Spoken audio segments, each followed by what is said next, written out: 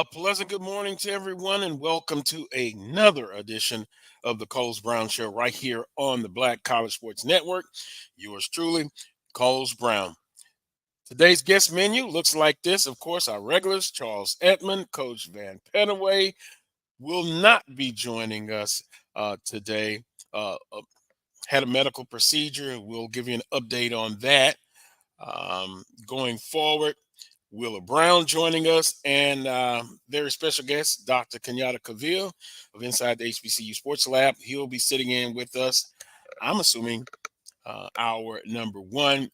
And last but not least, Southern University incoming freshman student athlete Jacobie Wilson will join us in the second hour at about 12:30 p.m.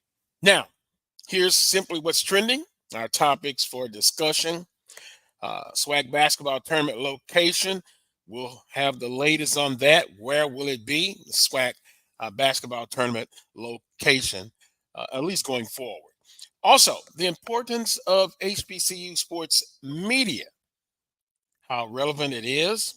I'll answer that one. It is very relevant, and its place in sports media.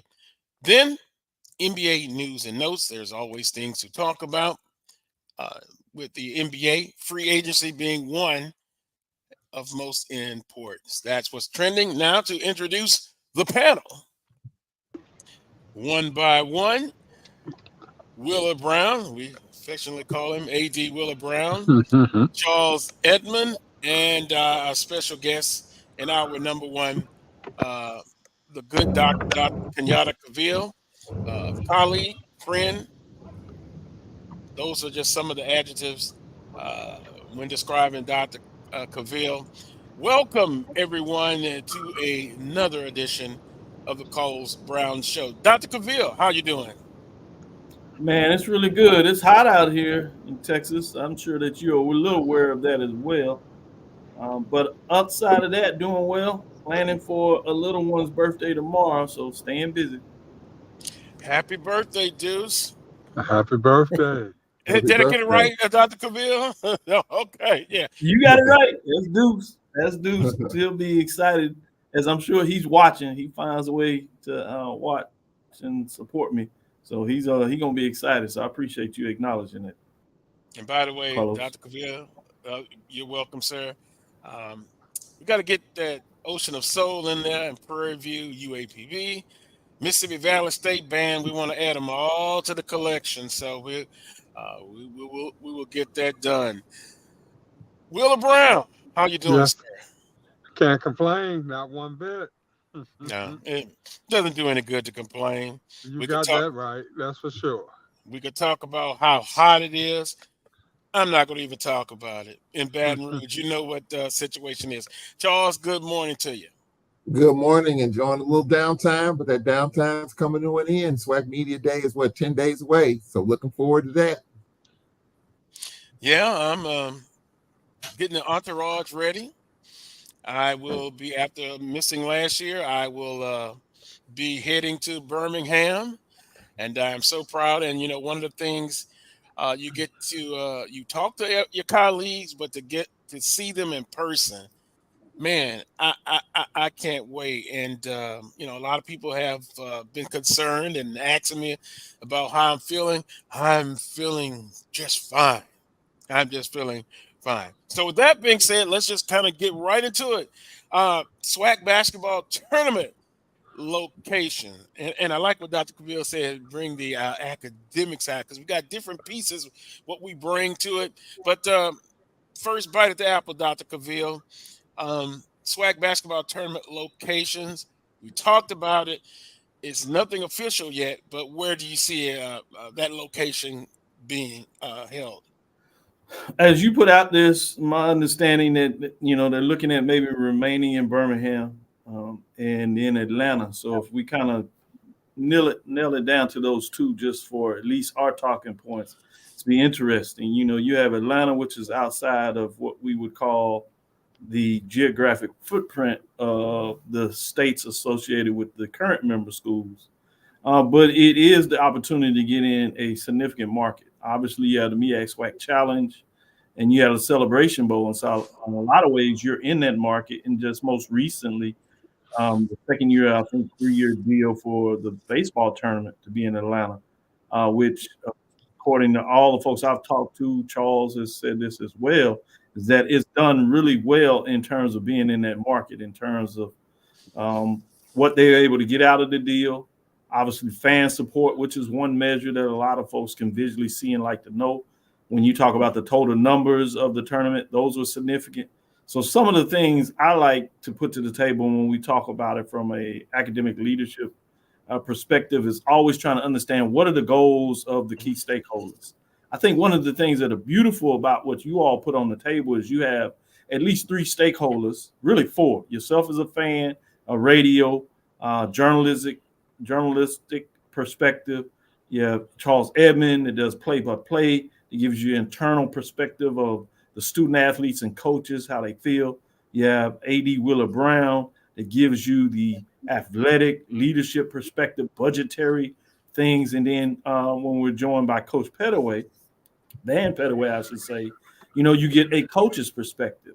And it's fascinating when I listen to you all week because you can see literally what goes on in any conference, particularly the SWAC, of each of these constituents providing their framework of what they would like to see done.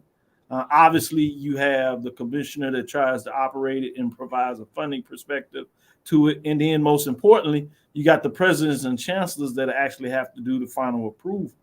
So I always like to ask the question, why would you like to see it in Atlanta from each of those perspectives, or why Birmingham? Is it a cost thing in that initiative when you think about it? And so those are the kind of perspectives I like.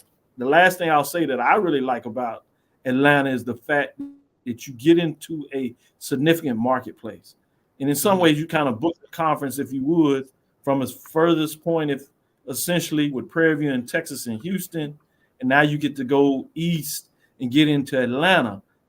And the reason why, those are significant markets, including New Orleans, Dallas, where you get your student enrollment base. So if you can get in Atlanta, that is the enrollment base for all 12 institutions, probably especially those 6 on the Eastern Division, if you allow me. And while we think about athletics, if you get in there, it's an opportunity to create your brand awareness out in Atlanta where you can recruit students, which gives you significant growth and money that usually states have associated with your enrollment. Well, very interesting, and there are pros and cons to everything.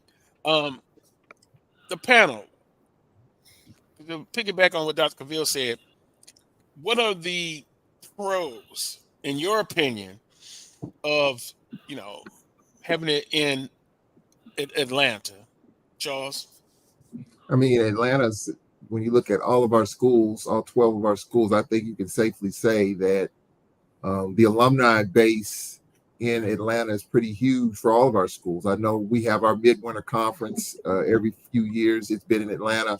And I would think that when you look at the Celebration Bowl, as Doc mentioned, and the MEAC SWAC, you have significant alums for our schools in that space in Atlanta. So I get the advantage. That's the advantage. You're in a really big media market in Atlanta. And I just think Atlanta's always hopping. I don't go to Atlanta as much as maybe Dr. Cavil or Wheeler Brown does, only for the MEAC SWAC and for the Celebration Bowls. We're fortunate to be in the game.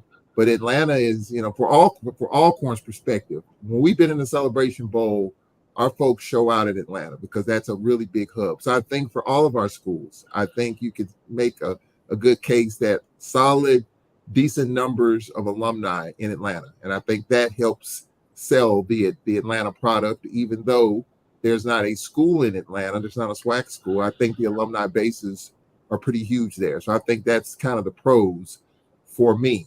The only con, I guess, is because of the fact that there's not a school even in Georgia, or definitely in a SWAC school. But I think that may be the con, and I think people are kind of pushing back on Atlanta. And we'll see. I mean, I think Celebration Bowl has been successful. MEAC SWAC's been successful. We've got obviously the baseball tournament, and now perhaps the basketball tournament. So for me, I would like to see when we're going to get a good test to see how strong SWAC fans are showing up and showing out in Atlanta, especially with 4 big events. 2 of our big championships are going to be in Atlanta, basketball perhaps and baseball. So we'll see the support there. But I think the pros are you got a lot of big alumni bases in Atlanta for a lot of our schools, in my opinion.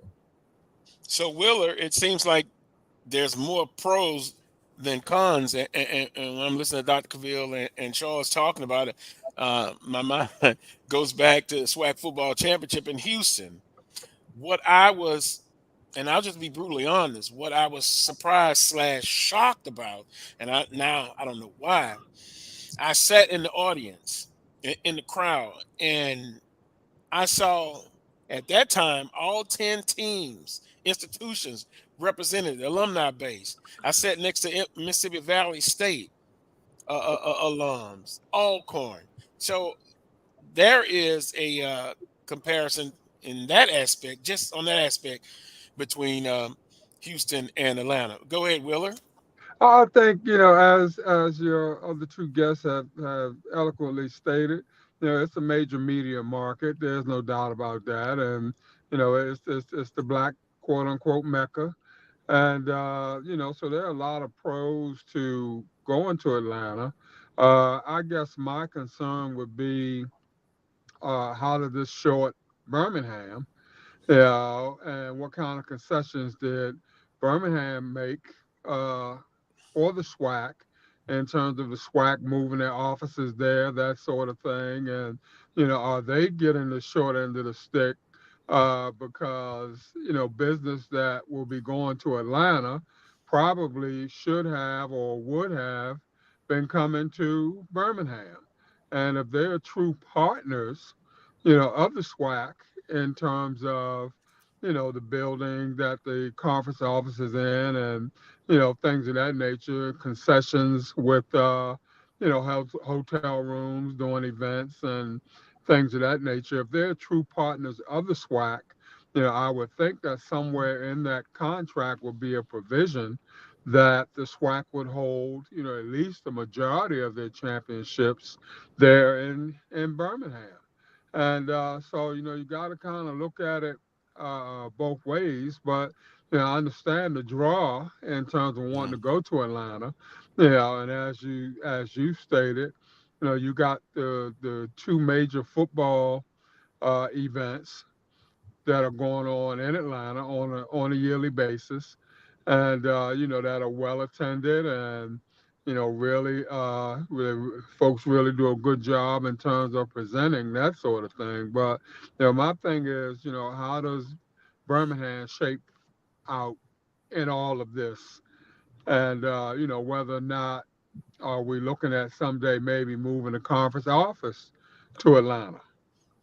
And if that's the case, is if that is the major reason why all of this activity wants to go to Atlanta right now, then that even makes a little bit more sense. You want to go ahead and put your foot in the water and see if that's going to be a feasible option for you. But like I said, just wonder where Birmingham shapes out in all this. I'm sure they probably gave a lot of concessions to the SWAC, in terms of the building that, the SWAC office is in, and, hotel concessions and things of that nature. And so, you want to take care of the folk that have taken care of you first and foremost. And so while, you don't begrudge Atlanta for the Celebration Bowl and the MEAC SWAC Challenge, if you're going to start throwing other things their way, maybe might be a little friction out there somewhere at some point in time. I don't know about that one, Will, friction, but Well, I don't know about that one. And 2, I think the offices of the SWAC, I think it stays in Birmingham. yeah. I mean, that's just my opinion. I will say this, guys. I think, and I don't know, Dr. Cavil, if this is the attitude now, but when the SWAC offices moved to Birmingham, There was talk about having most of their championships. And remember, the SWAC football championships were in Birmingham, right? Basketball championships, the baseball tournament's been there, even softball in Irondale, which is right outside of Birmingham. I think there was some discussion, about maybe having most of the championships in Birmingham from a financial perspective in terms of what the conference has to do. And even when the conference office was in New Orleans, we had the SWAC Spring Sports Festival. That's been 25 years ago. But I think there was an effort to kind of bring the championships to where the SWAC office was located. But now in Birmingham, obviously, Birmingham right now is still hosting the basketball tournament for right now. I mean, we'll see where it's going to go. But I think there was an effort to have a lot of the championships in Birmingham. And I don't know where that is now, but it looks like it's splintering off. Softball is in Gulfport, and baseball is in Atlanta. So I don't know if that attitude is still the same. I think at one point in time, there was an effort to try to bring all the championships to where the SWAC office was located. But now, obviously, that has changed. So I think from a cost perspective, I think that's probably where it was initially. But obviously, things have changed now. Yeah, in terms of contract, I think Wheeler Brown brings up a great point to see if it was in there. I don't believe that concession was in there. Obviously, I think the city, made concessions and thought that it would be easier for Birmingham to make the best bid. I think for the longest, the tournaments and where they're located is based on the bids that they get into the conference and evaluate and where they get it. One thing that, that is obvious that both Charles and Wheeler Brown will tell you about is if those championship games are in Birmingham, it's not as expensive to the conference office because everybody lives there. So you don't have to worry about the pay of putting up your staff and everybody associated with it to move a tournament around. Yeah. But the other thing is you are always aggressive as a conference, and this is for any conference in the country, to look at how do you get the best deals. And part of that is creating a bid request, RFQ, which creates a competitive edge for cities to bid for your bid. And right now, as we know, for most cases, the SWAC is pretty hot in terms of entity, right? A brand. And so you have a lot of cities that are getting in the mix. And to the earlier point, when we talked about Atlanta, what happens is a lot of times you have influential folks that happen to be alumni of SWAC institutions or HBCUs that sit on these sports boards, that happen to be mayors, that happen to be, county judges and folks like that. And oftentimes they're able to put their political weight to help support an initiative like that. There was just a report that talked about Jacksonville, that talked about Charlotte as part of the deal politically that they would get to get renovations to a stadium or a gymnasium arena, was to make sure that HBCUs, Black institutions, if you would, those constituencies of those voters, made sure that they had some type of remuneration in bringing those HBCUs here. That's not a surprise, right? That's not something that we might just heard of, but we know that takes place. And those are not the only two cities that happens. This is across the southwest, southeast, southwest, Atlantic. Some people would say across the country, where you have associates are trying to make sure that they do what they can to support the HBCUs. So I think that's a part of it in terms of cities being aggressive to come after Atlanta. The key thing is like Wheeler says, from an AD perspective, that's a significant component that he's talking about. Obviously, working with the commissioner office, those are key things that they look at. When you talk about coaches, they're going to look at facilities, right? What is attractive for their kids? What is a nice facility? What is something that they can reward their athletes and push them during the regular season to be excited about obtaining beyond the NCAA tournament? When you talk about the presidents for the most part are going to look at costs. Now you can put in there also when you start, as I said, looking at enrollment, because they know that's a boom, right?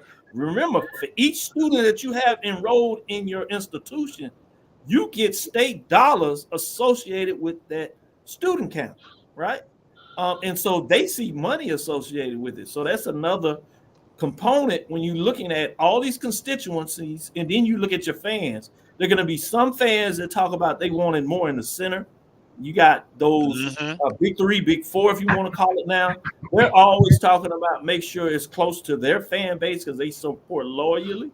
But then you have the outer conferences that oftentimes they live in these more metro areas are looking about the convenience. They have to travel, and they're going to have to travel by plane. Atlanta is easy to get into when you talk about coming from Dallas, coming from Houston, right? Coming from New Orleans, where we have large populations of alumni groups. So you want to make sure that you're thinking a little bit about all these things, and then based on these different pros and cons, and ultimately the financial stake on it, that's where you go in and you probably kind of have them leaning towards who gives the largest significant money to make a decision.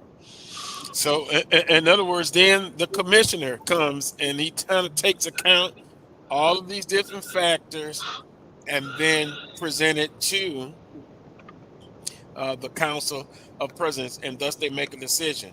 We got to take a break. But you remember last week, guys, we're talking about the student experience. You keep that in mind, and then also not only the student experience, you're talking about marketing and branding, and then as a conference, you're hot, as Dr. Cavil said.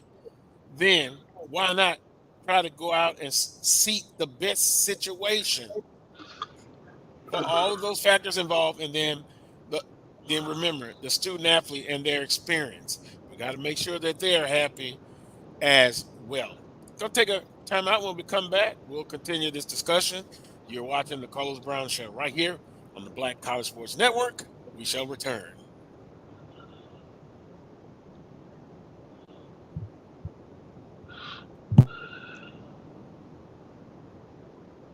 Well, I guess we won't return. We'll continue. We'll continue the discussion. So, with that being said, nothing official been released by the conference. Is there a chance that Birmingham is still in the equation? And could there be a third destination? I don't think so. But I think it comes down to Birmingham and Atlanta. And then we talked about all the places that the basketball tournament, the places that it's been geographically. Will the conference, now after making this decision, will we see the location in place for multiple years? Does not appear to see a bidding process going on right now. At least it's not being talked about anyway. Not to say that it's not going on behind the scenes, that sort of thing, but normally, with those kinds of things, they're pretty much, pretty well advertised, that sort of thing. And so I guess it just appears to be maybe just Atlanta and Birmingham, both of them under the table, slipping the commissioner their, goals and programs, that sort of thing. So I would like to see them put it out there for bid and really get a true vision of, the value of what this tournament is really worth. See who bids on it, see, what they bring to the table, and then kind of make a decision from there. Yeah, I'm with Wheeler. Certainly putting it out there for the bid process is important. I think they do. I just don't think they make it a large announcement in terms of putting out bids.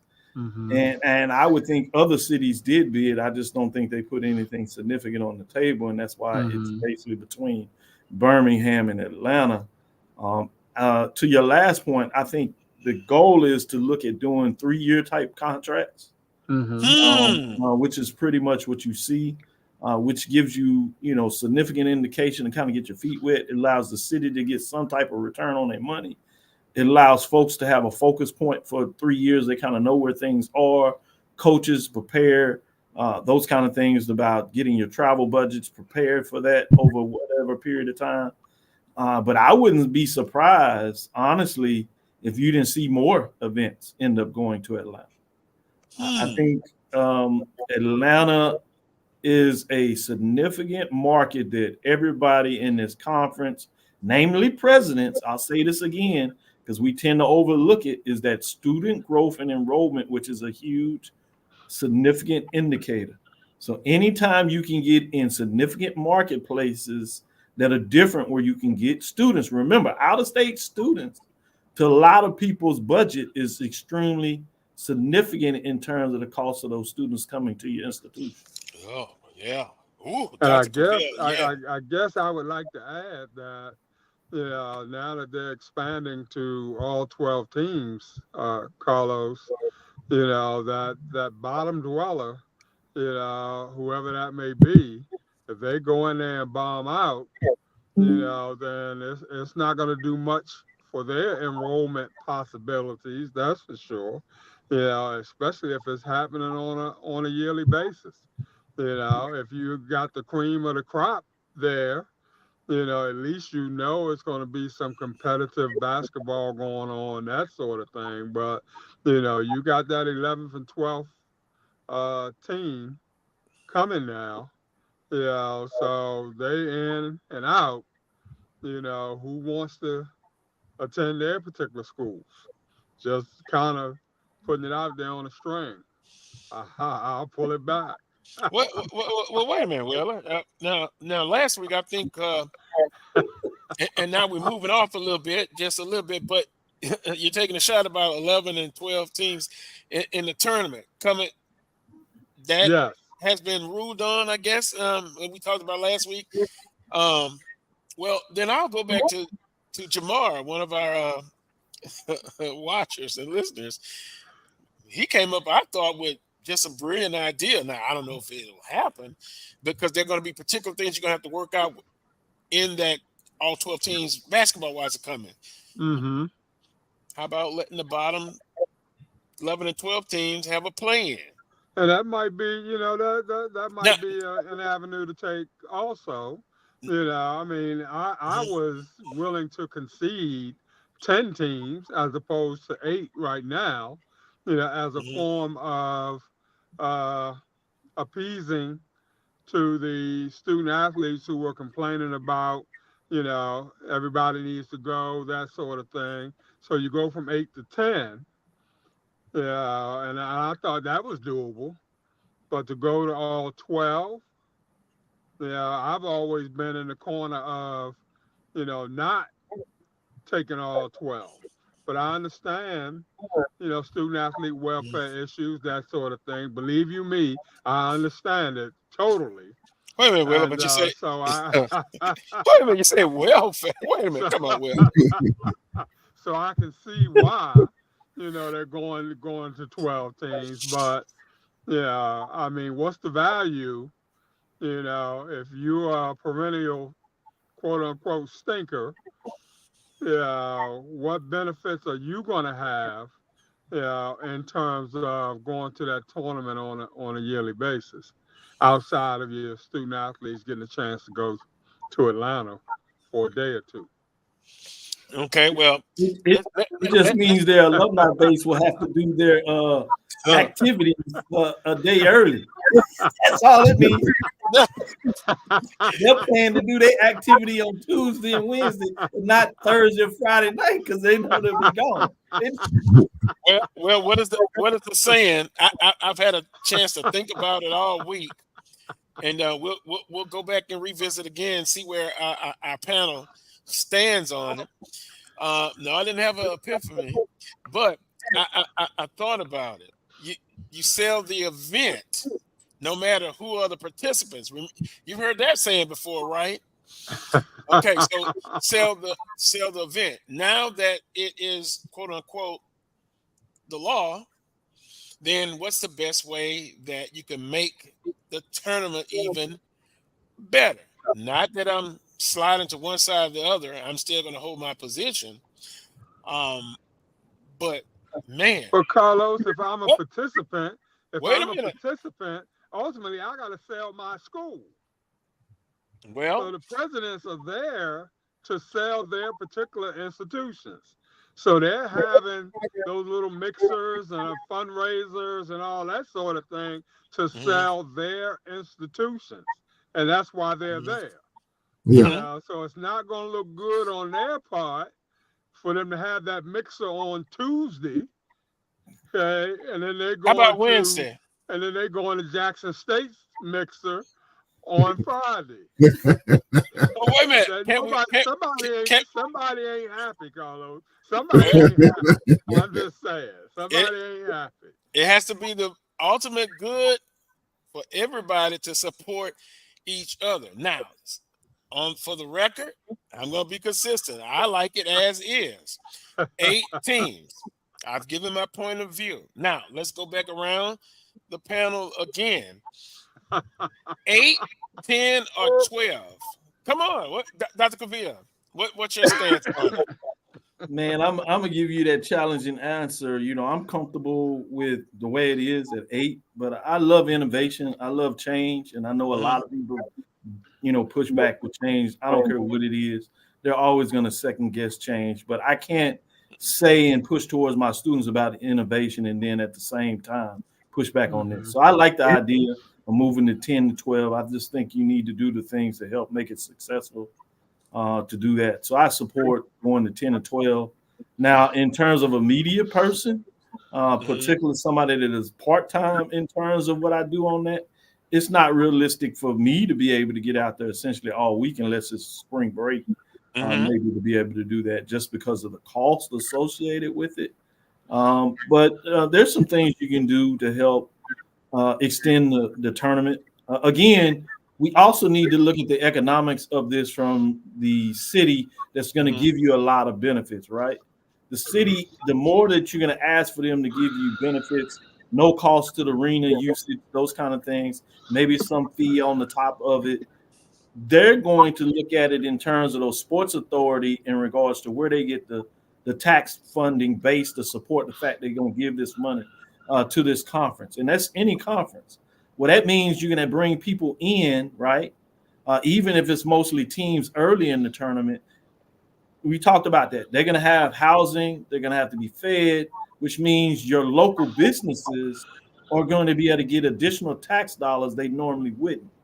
That's a benefit to the city in regards to any city worth its salt is always looking at how do I increase the tax dollar base of my city. And so if you bring in 10 schools, 12 schools, even if 2 or 4 of them, stay for 2 days or whatever, that's 2 days of hotel costs.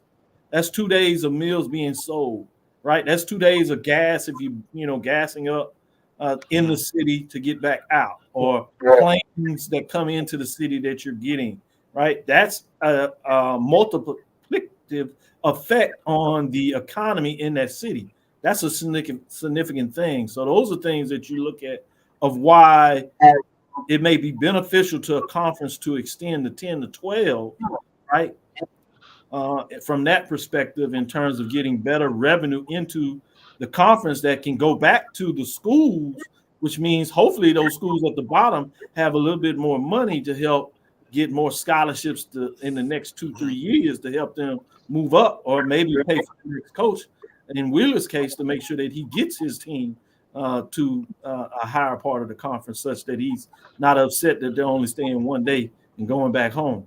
Well, Wheeler, and that in lies where the cost, getting there. By another way, what happens if that 11th or 12th place team advances? I Oh, mean, no, you know, I'm asking you, it's, Wheeler. it's Yeah, and it's possible. It's possible. it's a There's no doubt about possibility. it, Carlos. It's possible. Hmm. Anything's possible. You know, and I'm firmly in the corner of going to Hmm. 10 if you must. Go to 10. If you can stay at 8, stay at 8, and let's kind of roll with it from there. But in order to kind of placate everybody else's concerns, like student Hmm. athletes, that sort of thing. If I can meet them halfway and go from 8 to 10, as opposed to all the way to 12, then at least I've shown the ability to bend a little bit, in terms of listening to their concerns, that sort of thing. Let's go to 10 for a couple years, see how that works out, and then let's revisit it, bring it back to the table, see whether or not we want to eventually look to move to 12.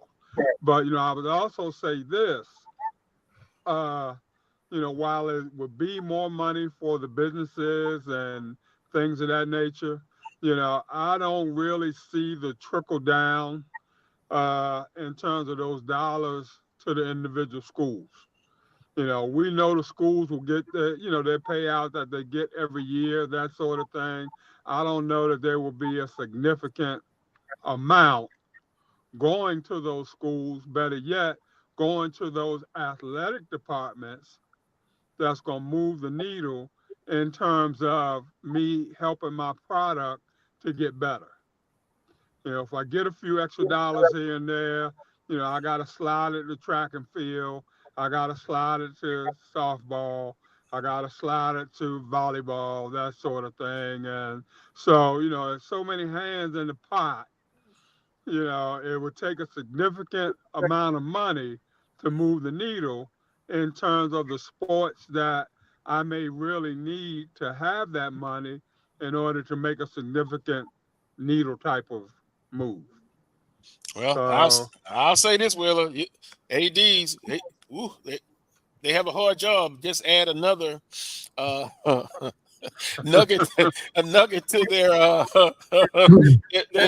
Hey, Charles, that's why the dinner that they're gonna have on Monday or Tuesday, AD Wheeler and his president need to be there and make sure they're collecting some checks from the alumni before the game is played. you're right about that. Right? They get the money before, right? They get them all excited and take their checks. Now you got all that extra money.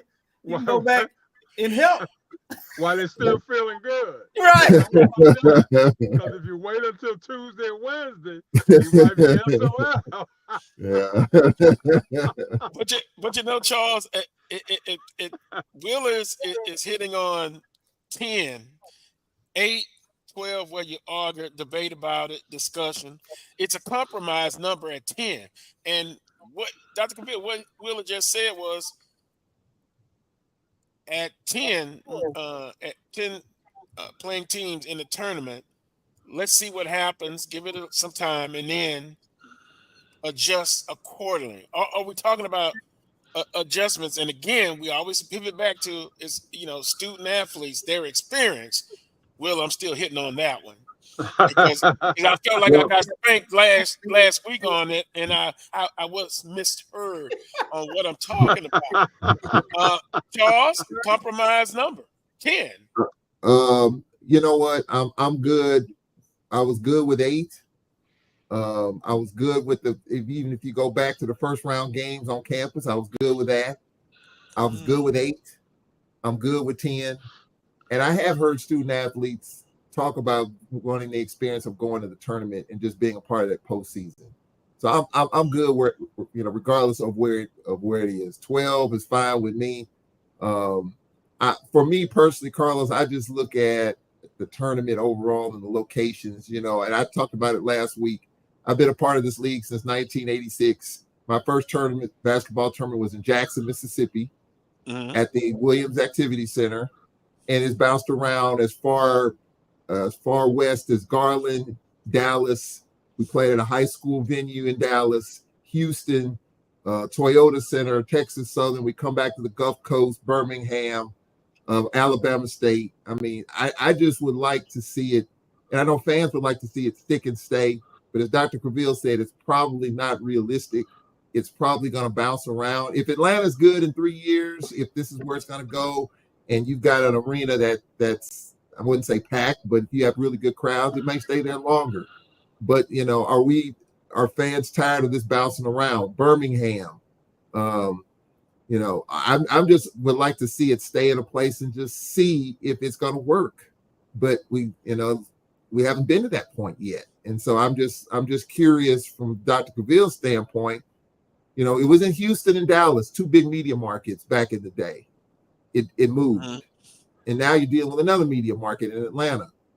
And so I'm just wondering, trying to figure out the right combination. Is there something that we're doing wrong? Are we looking at this thing the wrong way? Are we just doing our due diligence? Are we doing our due diligence and just trying to find the best place?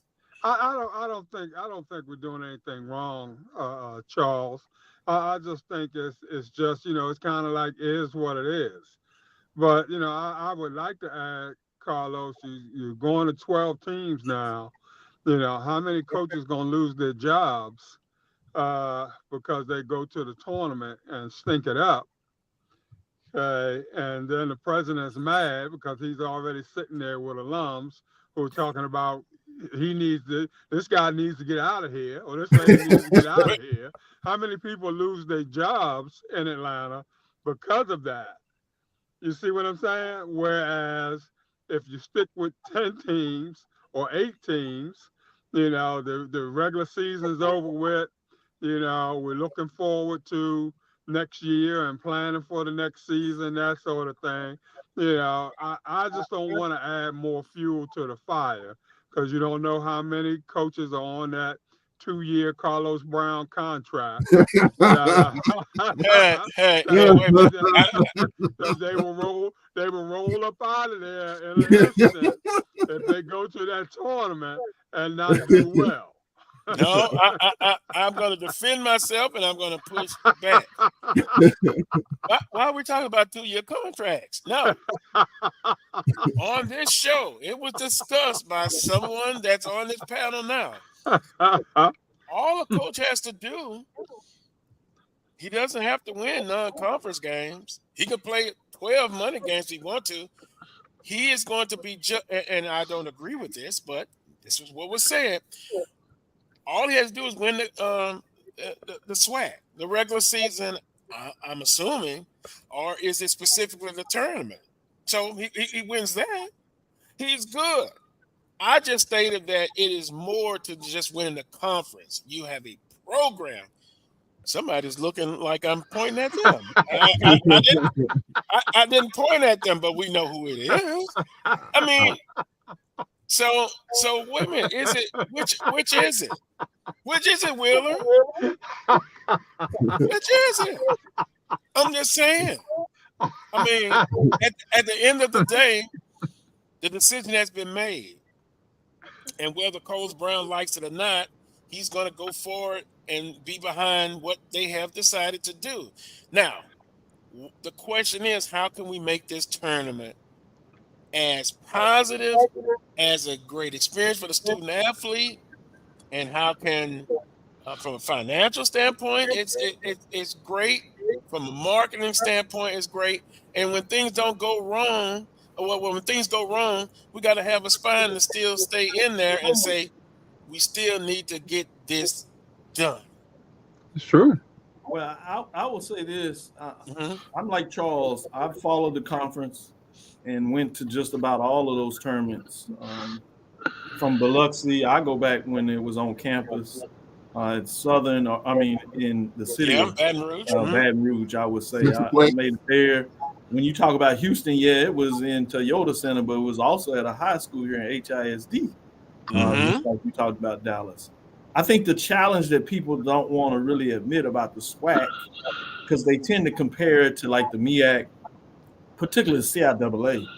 There's a unique difference between those two conferences. While we're all historically HBCUs and historic conferences, is the geography as you go further south, particularly in the Southwest Athletic Conference and even the SIAC, if we want to get another indicator, is the spread of these institutions.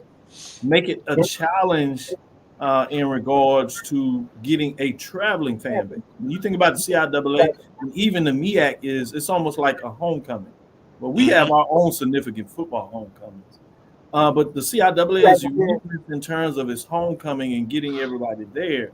But if you look at just the number of schools in North Carolina, you literally can go to just about any school in terms of a Saturday basketball, even though they're small gyms, so you better get there early. But you could go to any of those games and be able to get back home. You can't pretty much do that in the SWAC, right?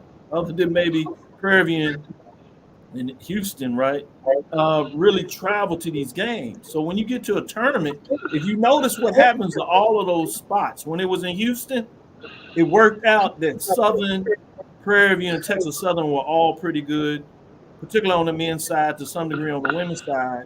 So you end up having pretty significant crowds. When it was in Jackson and Southern were good, you had good crowds. When it was in Birmingham and you had Alabama State and Alabama A&M, they went deep in the tournament. They all had good crowds. So it's a regional-based opportunity. And so I'm not sure if people's measure is about attendance. It's going to be a challenge, even if you market it. I don't think we do a lot of marketing. We could do some more marketing. But there's not a significant amount of market that's going to translate. Now, one thing I do like about cities like Houston and Atlanta, they tend to be more basketball-driven towns than they are football teams. So that's to help you in some ways in terms of your attendance versus any place that most people would say is central to the conference. Even if it's central to the conference and those teams, Southern, Jackson State, if you would, Alcorn are not winning, you're going to see the same type of attendance. No matter where we go, Shreveport with Biloxi, where you had folks that said they want to be able to gamble, you had the same type of attendance. You went up to Garland, Dallas, right there that was, within the SWAC footprint, but outside of a city that had a school in it, it had a general decent crowd, the same crowd. Houston, same crowd. Baton Rouge, same crowd, right? Shreveport, same crowd. Birmingham, same crowd. The attendance has just been there. It's an indication over this amount of time that it's been there. Now, you could say if you could keep it in a city that maybe you could grow it. The problem about that is after a city does a 3 to 5 year run, they tend to pull their money and put it on something else. So a city is only going to invest for a certain amount of time. That's the natural transition of cities of bidding on different tournaments. Well, Dr. Cavil, what about this point? It sounds like the tournament has a solid base. How do you grow that base? Is that something attainable? I know there's different mechanisms to how. Yeah, I have a philosophy in terms of how you do this base, but I think Wheeler is going to push back from an AD's perspective. I'll go back to your non-conference thing. I mean, but it's good because it's real for him. He's doing a different argument, though. He's trying to get money to support his program. So I don't want us to dismiss Wheeler's point because I think it's important. I'm just saying all these are points and people are looking from different areas, but we're not considering the other area of how our decision affects somebody else. So my concern I've always had, and I think has done a disservice to the conference, is the number of money games that we play in non-conference schedule. I understand where the money goes. Now, I would like to say if we play more money games, I would like to see that as an investment and goes back to the program, update the program in terms of locker rooms, things of that nature, right? That builds the program. That's not always the case. And that's not always an AD's fault. Let me say this. Oftentimes the president or chancellors are saying that money has to go back because they borrowed that money to get back to even. And so we got to understand everybody's dilemma in this to become more educated fans in terms of our requests. But I do think it's a disservice when we come to those games. We tell our general fan base we have not excited them about the program because we don't play many games at home, so they don't know the players. Then you bring in a team that has a losing record because they played all these games. It literally, in terms of the most general fan, you have your attached fans that recognize them. But your general fan usually follow sports based on teams' records, right? So for us in the SWAC or the MEAC for that matter, you get halfway through the season where you have your top 4 teams that have winning records. So you at that time you basically only have 4 more home games, 5 more home games in the second half of the season to get fans excited and now tell them that they have a pretty good team because the team that they seen early or heard about came in with the losing record. So I think the understanding the branding and marketing side of this, we do have to have a little more innate understanding of how we married the two. And it's a tough skill. It's not an easy decision. And that's one of the things that we got to be careful about. We'll throw things out there as fans, right? And we'll say just this, we don't know all the sides of the puzzle, and then we start fussing at AD Brown or Wheeler, ADs of the. We start fussing at coaches, but we don't know the superior position we put them in. Well, we're gonna have to sacrifice. We're gonna have to sacrifice to put a representative product out there on the floor. And Carlos, we always talk about that happy medium, that sort of thing. There's got to be some give and take on everybody's part at the end of the day. Bottom line, like I said, being that, we have to invest in ourselves. There's no doubt about that. And to me, that's where it starts. So I got to be able to put a program out there that's going to be indicative of what it is we're trying to accomplish, not just as an athletic department, but as a university overall. And that's the selling point that I'm going to my president with. You don't want anybody talking junk about the English department or the math department or the social studies department. You don't want nobody talking junk about the athletic department.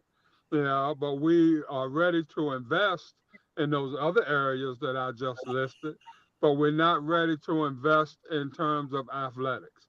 And we just got to go wholeheartedly at this thing, and, as Dr. Cavil stated, that's the only way that we all are going to prosper in terms of how we want this thing to go. And it can't be one or the other. It's got to be everybody in the boat, everybody rowing at the same time, not just 5 people on one side rowing and the others 5 with their oars in the boat. Everybody got to sweat and let's get it done. Well, Go ahead. Let me make a point as far as people, in my opinion, as far as attitude in terms of basketball. Okay, so we start out 1-12, 0-13 in basketball in non-conference. And I can say this for Alcorn because we won back-to-back regular season titles. We've been in the SWAC championship game, and our fans were genuinely, passionately excited, to hoist a banner or two up. And we're talking about the basketball program and the success that Landon Bussey has had since he's taken over. Yes, we've fallen short. Yes, we didn't get to the big dance. Yes, we've been to 2 NIT appearances. And our crowds the last few years have been really good because we've had an exciting product and a winning product. And the thing is, people don't talk about, at least our fans, when you're 14-4 in conference and making a deep run in March, folks don't talk about what happened in November, December. I do, because I want to see us get a good bid as far as the NCAA tournament in March Madness. I talk about it. Our fans don't. They're just frustrated that they're on 13. But I think for our fans, my point is that if your team is playing well, like Grambling, winning the regular season, winning the SWAC tournament and all that, then people don't talk about the 0-13. People talk about going to Dayton and making the run and playing Purdue and all that. So I think that's a part of it. In my opinion, yeah, we get flustered and frustrated at the 0-13. And no, we're not excited about the product in January. But if you're good in conference, I think it generates more conversation, because I think fans do understand that you have a very tough challenge in trying to bring in money in these guarantee games. And to Dr. Cavil's point and Wheeler Brown's point, we got to share that with fans and continue to do that, because that's the way that we bring in money. And if we get people to understand, and yes, they might shake their head, but maybe it'll wake fans up to say, hey, maybe I need to do more and contribute more to our program to help offset that. But that's probably not happening. So that's why you got to get $700,000 and $800,000 in guarantee games. Texas Southern probably gets $1 million, for the games that they play. But you see the results. They're winning. You see the results in their locker room. You see the results in terms of their program and their coaches. They got 7, 8 coaches. I mean, they're fully stocked, and for good reason. Well, I think if we put this to the people who are watching in the chat room, Wheeler talked about balance, and we've talked about balance. He comes from an AD perspective that It takes both sides to get this thing done. Just in my humble opinion, the direction that we're going with the guarantee games, I'm going to be consistent. That's not the way I see it going, that it should go. That's just my opinion. Some will agree, some will disagree. And it also shows us, if you look at each institution's fan base and expectations. If we're talking about football, what we talk about when we play the McNeeses and the Nickel State, we want to win those games. I think you want to do better as far as winning past your conference, because if you're a competitor, you're going to want to you're going to want to win. I could come from, I guess, the perspective of giving my opinion, but with Southern University, you expect them to be excited and come in and support. Yeah, that base is going to support the team no matter what. But I just think non-conference wise and the guarantee games, playing that many, I've said it before. I just don't like that path. But for Alcorn State fans, it doesn't bother them. Simple question, Carlos. Simple Mm-hmm. question. Simple question. What does beating a McNeese do for you? What does it do for your alumni and your fan base? What does it do for your alums? What does it do? It shows you that you're competitive and you're trying to win. And then I go back in the historical standpoint when Coach Pete Richardson came to Southern University. And I'm going to be brutally honest. They're playing Northwestern State. First game. You know what the conversation I was having? Do you think we have a shot? Do you think we can win? There were a lot of people like that. And they went out and blew Northwestern State out. The first 5 years, they did well. That set the tone for a winning football season. And it translated to, you came there to that first home game. I can't talk about the years before then. I can talk about 1993. When I came across, Dr. Cavil, and you appreciate this, come across the hump, Charles, that hump. You know what I'm talking about, that bridge? It was so many people, and they were raising their hands. I thought they were talking about, hey, peace. How you doing? Peace. They were looking for tickets. So from that Northwestern State game, they went on to have an outstanding regular season in conference. I think they finished 11-1. They became the Black National Champions. And then season tickets, you appreciate this, Wheeler, it went like this. Mm-hmm. So, beating McNeese State, are you saying, what does it do? It's not significant? No, that McNeese State is. Wasn't saying that. Was not saying that. I guess, like I said before, if you can find a happy medium, if you can play a quote unquote McNeese, but still able to get out there and get that guarantee, that substantial guarantee game. Oh, you want your cake and eat it too. I don't see why you can't do both. You can do both. But bottom line is this, Carlos, Mm-hmm. just as you just eloquently stated, how beating McNeese transferred over to, the atmosphere of things of that nature. What happens when you lose to a McNeese? The typical fan, they're pissed. Yeah, but you still got a base. I'm going back to the word base that's still there. Oh, James Ferret, I need to get on your show and tell you what's really going on in 1990. James Ferret, you stay right there in Birmingham, buddy. He's a Southern alum, but Dr. Cavil, something you said earlier, and Wheeler, I appreciate everyone's perspective, and that's the good thing. We got different perspectives. And I think the ultimate goal is this: we want to see HBCU strive, do well, student enrollment, marketing, branding. We're hot right now. And how do we keep it going? We don't want to get stale. So Mm-hmm. different perspectives, different perspectives. But I go think ahead. that has to do a lot what you kind of open up in terms of the media spaces.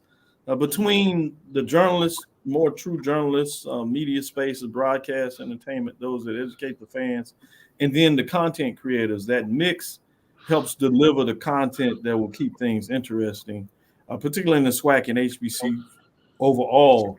But that's fascinating. I think the conference, in terms of the distribution that is getting to each institution, as high as it's ever been.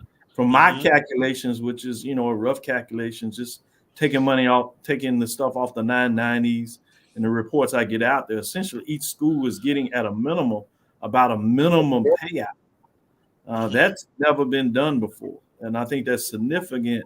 And people may forget that this is from a conference just 5, 6, 7 years ago that was in debt and was getting zero. So you go from zero payout to a minimum of each school essentially getting $1 million. That's significant. And when you compare it, let me compare this. Let's compare this to the other FCS conferences, because you'll say, what is $1 million? You're comparing it to some other schools getting less than $500,000 payout from their conferences. People are not even close. Some conferences are at the point where they get zero payout, that all the money that comes into the conference pays for all the conferences' activities that allow them to have tournaments, that they're not able to redistribute any money to the conference members. And so you go from that perspective where you're almost at the level where you have those G5s, maybe until the next broadcast deal that they sign, but you're near to some of the bottom two G5 conferences in terms that operate at the FBS level. So that is significant when you're talking about that. So I think sometimes it's easy for us to get distracted in our zest to make us do better, but we don't realize how far we come and where we are in this large schematic of collegiate athletics. So there's a lot of things to celebrate that we need to understand. It doesn't mean that we don't continue to work to get better, but there are a lot of things and decisions that our chancellors, presidents, coaches, commissioner's office, ADs are getting right. To AD Wheeler's perspective, there are a lot of things that these folks are doing right, working in very extreme conditions that are not beneficial to a lot of things they have to strive and get done. And I think sometimes we need to take a step back and really appreciate what is going on and become more educated about the process. Not saying we don't continue to push, not saying that we don't be fanatics in terms of fans, but we do have to recognize where and whence we become and what is the global aspect of collegiate and professional athletics and sports at this time. Well, Doc, I got a quick question for you. Okay, so you do the data numbers, right? We all know that this settlement, this NCAA settlement with the former student athletes is coming down the pipe, and athletic directors, even at the power 3 or 2, however way you want to look at it, they're putting off renovations because they don't know what this is going to look like. My concern is a SWAC fan, and we're running on tight budgets, all of us, I think. What is this? What do you see this looking like once this thing is approved and settled? How much of a hit do you see, and you look at the numbers, that the conference office is going to take a hit, and what do you see as far as our schools having, because we got to participate in this because we're getting distribution. How much of a hit do you think going, I'm saying a couple of years, 3 years down the line, is this something we're going to be talking about, and how Roman Banks might get on here and talk about the hit that we took with this settlement? I think we will take a hit. I think it'll be nominal. One of the things that is fortunate for us is the secondary broadcast agreement that we have with the that remember, it's a staircase payout. So it increases every year in terms of HBCU go, in terms of that contract was signed there. So each year that contract is going to increase. So that's going to help some of the distribution that is coming out. So I think it'll be a nominal change. I think there is also some other avenues where money is expected to come in. You do have the new deal with ESPN coming up, whether you stay with ESPN or go in a different direction. You would imagine that deal is going to increase to some degree. And so I think that's going to kind of help level set. I do think you'll see some fall off, but I don't think it'll be as significant as what you will see happening for the G5 that don't have the same type of revenue sources coming in. I think they're going to be even more strained because they're going to be trying to keep up with what I call the Super 2, which is the SEC, the Big Ten, and then the other formerly known as Power 5, which I call now the Power 2, that ACC and Big they're going to be trying to play at the top end of this game where they distribute some, what they're talking about now, maybe $22 million to the athletes, and they're trying to figure out how they're doing it. I think it's going to hit the G5 more than anybody because they're going to try to figure out how do they play because their desire is to keep up, particularly when you're talking about schools like Memphis that wants to try to get into the ACC or Big 12, right? San Diego State, those schools that have desires to try to and have been close, obviously was SMU. They found a way to kind of navigate that space and was brilliant, in my opinion, to pay to get in because they know down the stretch they'll be in the game. I think those are the ones. But when you talk about the Sun Belt, I think they're going to have some real deep questions. Conference USA, the MAC, they're going to have some significant questions from half, if not more than half of their membership of, do they want to try to play and keep up, or they're going to be somewhere in the middle. So I don't think it'll be as big a cut for the SWAC as we may be concerned about. That's good to hear. On that note, let's see if we can take a timeout. Dr. Cavil, you're welcome to continue to stay on. That'll lead us into the importance of HBCU sports media. No one can tell the story like we can. We'll get into particulars of that, and then we'll squeeze in some NBA news and notes during the break. Maybe I'll talk with Charles or the Lakers. I don't know what you can. I don't know what to tell you. Jenny Bussey's been blowing me up. I got some breaking news, Carlos, from the Lakers front. I got breaking news, Jenny Buss. That's why I turned my camera off. Jenny Buss was trying to contact me, so we'll come back. Breaking news, folks. The news is it's still bad news for the Lakers. Man, you too mean. Dr. Cavil, I'm going to be talking to Pat Riley in Miami because you can't stay Pat. And my best friend, he's a 76ers fan, and wow, they're spending the money, the Benjamins. They're in the mode to win now. Yes. So with that being said, it's going to be interesting. Let's see if we'll take a timeout. You're watching the Carlos Brown Show right here on the Black College Sports Network. If you think all pads are exactly the same, think again.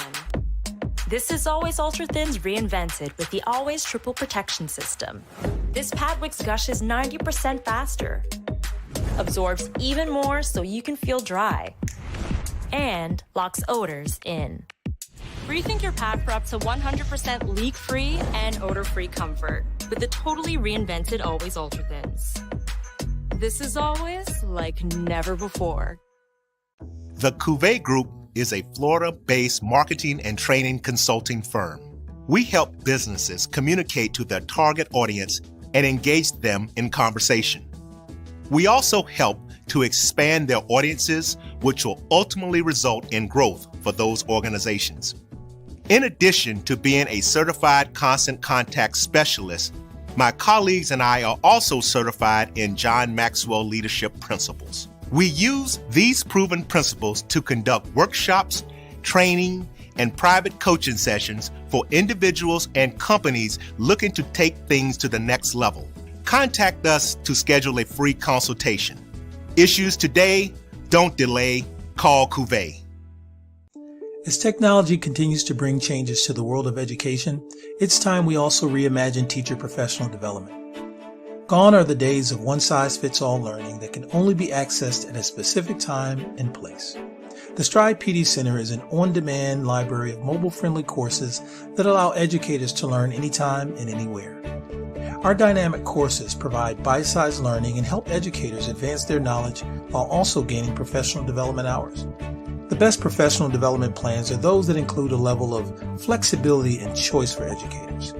Whether you're a teacher, school, or district, visit us today to take charge of your learning.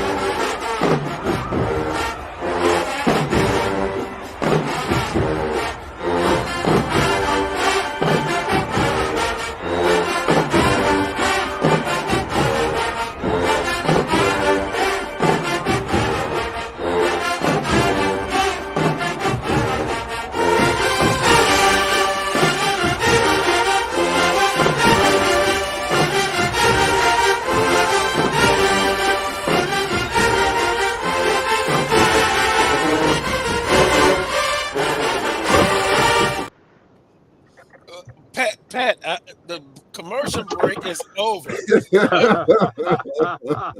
Okay. Yeah, tell Wheeler to get in contact with him. You like him, that he's a hardliner. And what about Charles Edmond and the Lakers? Oh, Pat. Okay, bye.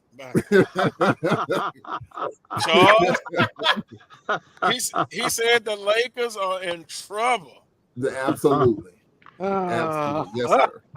Yes, sir. Yes.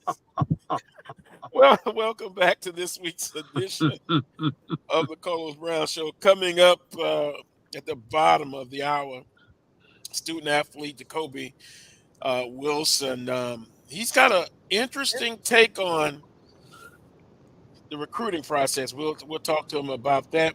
Also, hit the like button, subscribe to the show. Black College Sports Network as well. And that leads me into this, the importance of HBCU sports media. Black College Sports Network. I've been affiliated with them now going on 2 years.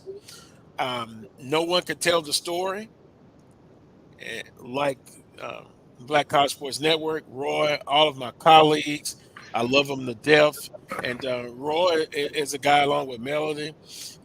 Brian Fulford, behind the scenes, a lot of things that they do, and so I appreciate them, and continue to support Black College Sports Network. The importance of HBCU sports media, I think, is very important. But I want to hear from you, especially Dr. Cavil and Charles, the importance of HBCU sports media. Well, I'll jump in here first. Let me say, make sure you tell Pat Riley to tell Mickey Erickson that D Bus is enjoying the financial spoils of having LeBron James increase his franchise worth. And so she's counting the dollars just like Mickey Erickson counted the dollars during his tenure. So he has 2 championships, 4 appearances to show for it, and the Lakers have 1, so they're not doing too bad. Just wanted to let you know from that perspective in terms of where the real money is played. Well, Dr. Cavil, so that's are you a Lakers fan? Yes. Supporter? Yeah, I'm a Lakers fan. Been a Lakers fan. Now that makes sense, huh? I go back to the Norm Nixon days. Well, Dr. Cavil, I was a Laker fan till 2006, so some people say I'm a turncoat. I've been called many things, I would, but I would have to agree. oh my! It's true. I would have to I'm agree. a But in fan terms of, until I die. Go ahead, I'm not Dr. mad Cavil. at you. I followed the Heat. You know, I had my run. I happened to be in the islands when LeBron James made his decision, and I enjoyed those Miami Heat days. You know, I like Wade, Dwayne Wade. I thought he was tremendous. You know, when Shaq left the Lakers and ultimately went to Miami, had his stint. I enjoyed that. Alonzo Mourning, I followed him since he was at Georgetown. So there are a lot of things I do like about the Heat. So, you know, I'm passionate. I'd love to see the clash between the two, as long as the Lakers would find a way to hang up the 19th and maybe 20th banner, particularly before Boston. I'm in agreement with Charles on that. It did make me sick and turn my stomach. You know, I'm a Jaylen Brown fan in terms of what he stands for and his academic privilege, but it was a challenge to root for him. And then being in Houston and seeing Dallas there, I just watched the NBA because I knew it was the end of the basketball season. But I'm not sure which way I could really pull for in terms of what that looked like. But in terms of your original question, in terms of the media, I think it's extremely important. I think there's some challenges out there in regards to this new media day that we're in, with the advantages of Twitter, what they call now X, Facebook, obviously, with all, and even YouTube, with all this misinformation, disinformation, flat out lies. I think it makes it a challenge to cut through it for those that kind of cut their teeth in more of the generic or traditional journalism approach.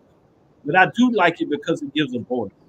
For the longest, we couldn't necessarily cut through the national media framework, get our voice out there. And so I think it's more of a good thing that we have all these different media folks out there. Some people will not call themselves journalists, they call themselves content creators. So they know the lane and they do it really well in terms of creating content from that perspective. So if you got to look at it overall, I think it's extremely important that we're finding a way to get information to our constituents so they can continue to stay being a fan of the HBCUs, which will ultimately come back and affect the bottom line that A.D. Willa Brown always tell us to be mindful of. It generates that fan interest.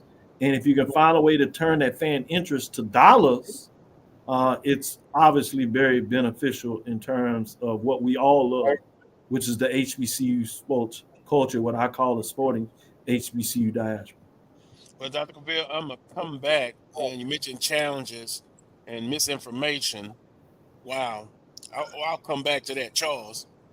Oh, I absolutely love it. I mean, I think that, the HBCU media that we have, especially the different podcasts, the lab and the OG Zone and just the other shows that we have, I think are wonderful. It gives you a little deeper dive into what's going on in our individual athletic programs. The On the Hill podcast, Jackson State with their Tiger Talk. I think the media space that we're in now is really, really good.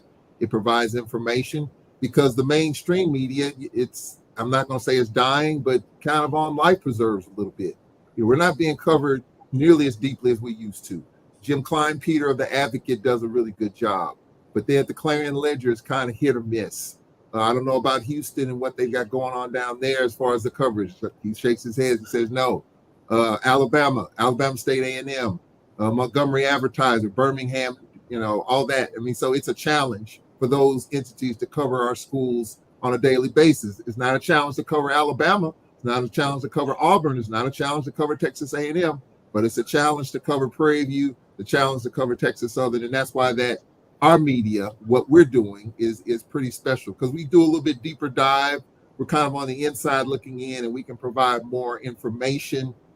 Stephen Gaither put out an article the other day on Game Day talking about stuff going on at North Carolina Central. So the HBCU space that our folks are dealing with right now is pretty good, pretty informative, and I like it, and I hope it continues to grow. And in a media day, you're going to see a lot of those folks there, even to cover what's going on in the SWAC, starting with SWAC Football Media Day. And you know, Willer, I've stated before, yes, it's important.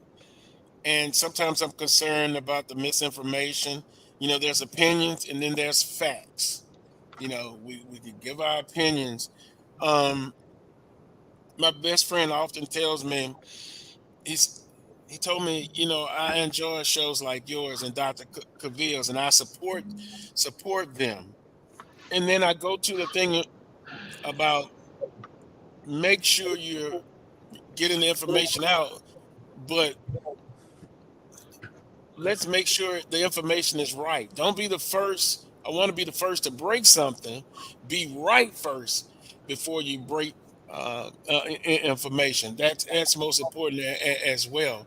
And you know, there's different podcasts. There's you know, there's the print media. There's television, and sometimes I believe we don't get the support that we need. We have to support ourselves first and foremost.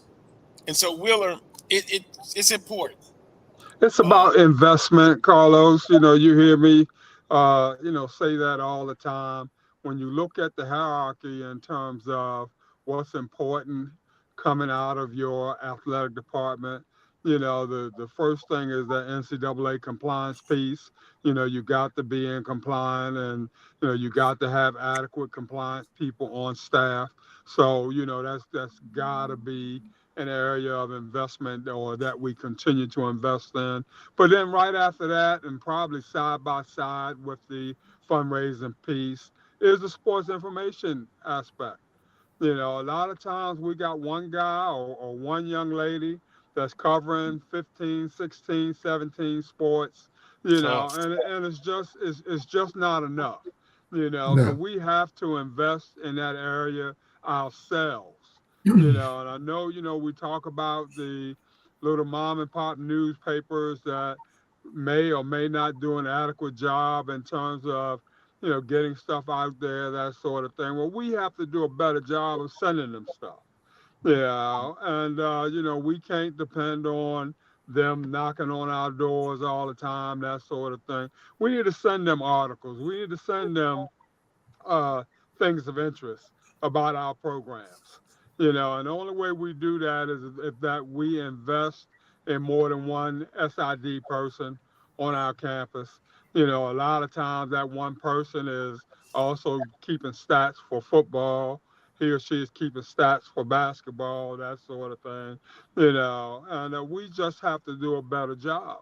When we invest more in ourselves, Carlos, I think we'll see it being reciprocated in other areas from the outside. But we need to start within, and then once we do that, you know, I think we'll see things gradually get better.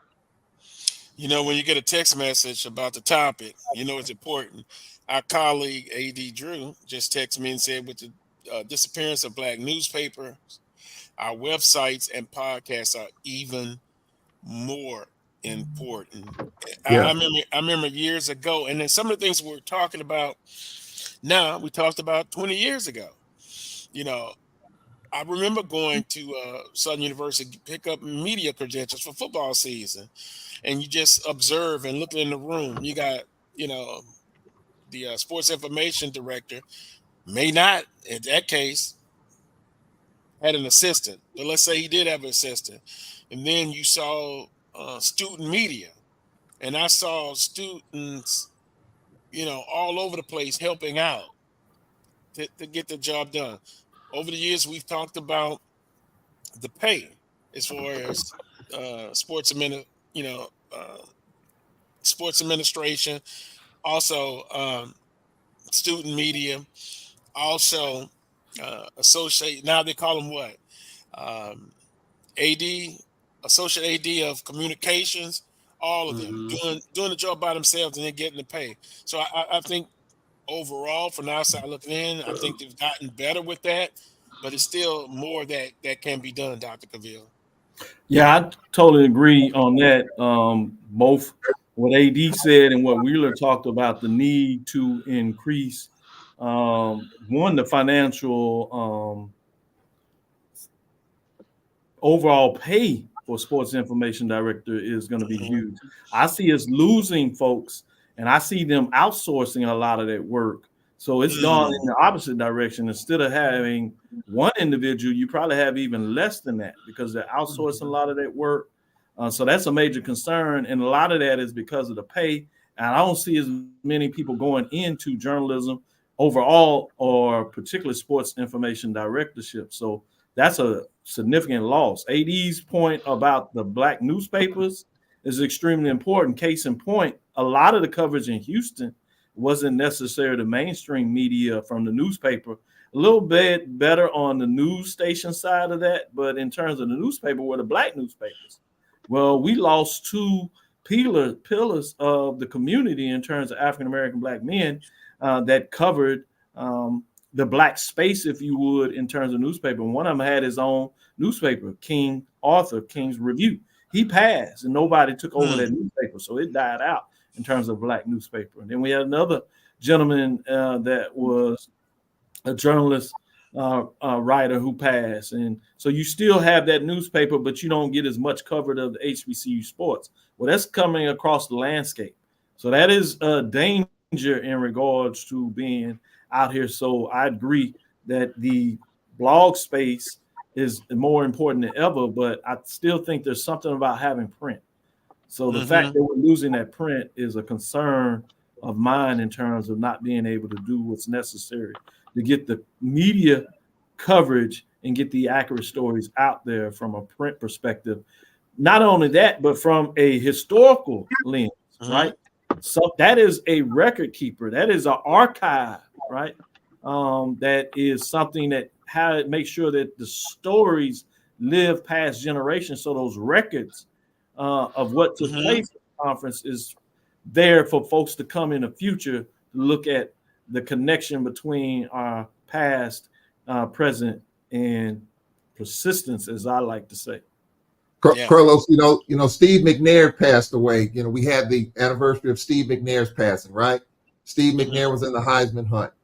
And I was there for all his first 4 years. I was there for all of it. I was there for the media coverage, national news. And to Wheeler's point, you know how many people were in our sports information office to make sure all that was a seamless deal? One. We had one person back then that was handling the New York Times, the Washington Post, ESPN, ABC. One person that was dealing with that at that time. And you talk about one of the bigger stories that we've ever had in this conference, Steve McNair, the late Steve McNair, and what he did. And so to everybody's point, we've got to bolster that office. We've got to bolster that office. And to Dr. Cavil's point, it's a financial challenge. You're outsourcing that, as he mentioned. Just like other stuff's getting outsourced. That stuff's getting outsourced. We do have sports information directors that work for our institutions that are doing the best that they can. But when you got 14 sports, you got these sports overlapping. You can't be in 3 and 4 places at one time. Now, some of these schools are getting assistance. I think Jackson State, you know, they're getting a couple other people on board, and I think Alabama State, but it's few and far between.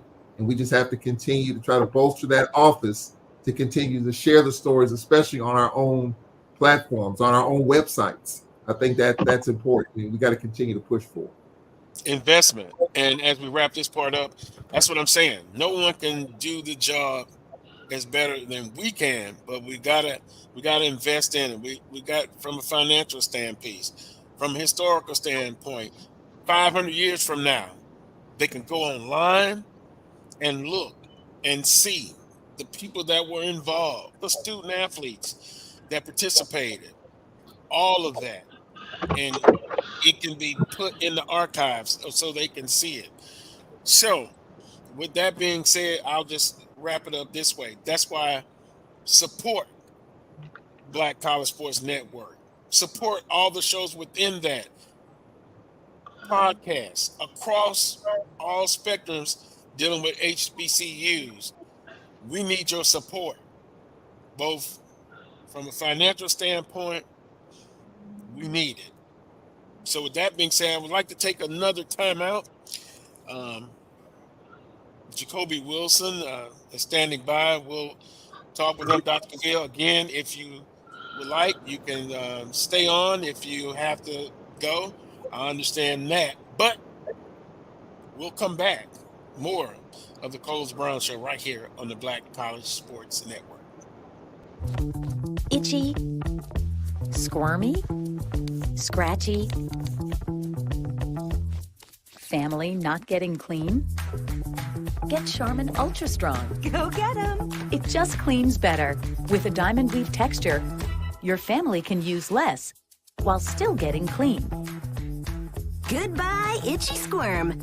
Hello, cream bottom. We all go. Why not enjoy the go with Charmin? At Hampton Law, our primary goal is to provide non-traditional yet effective solutions and redefine the approach to client legal concerns.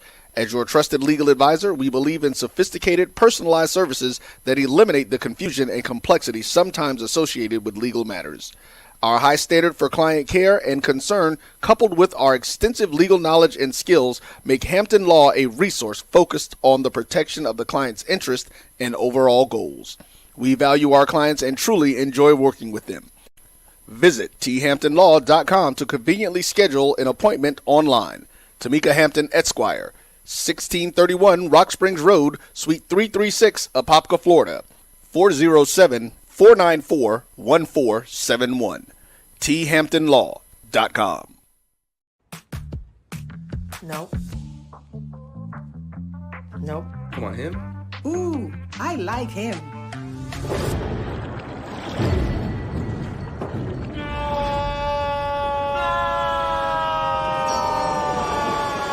Quick, the quicker picker-upper.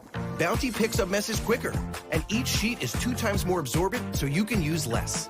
He's an 8. He's a 9. Bounty, the quicker picker-upper. From novice to aficionado, find yourself here. High quality cigars plus personal customer service. Slow Burn is Waco's only mobile cigar lounge, featuring a meticulous, curated collection of premium cigars.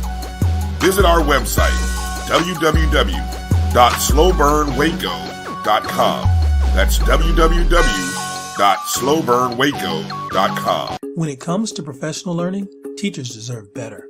From the leader in online learning, Stride brings you the Stride Professional Development Center, an on-demand library of mobile-friendly courses that gives teachers choice and flexibility, allowing them to learn anytime and anywhere. Our dynamic courses provide bite-sized learning and help educators advance their knowledge while also gaining professional development hours. It's time you take charge of your learning. Visit us today to get started.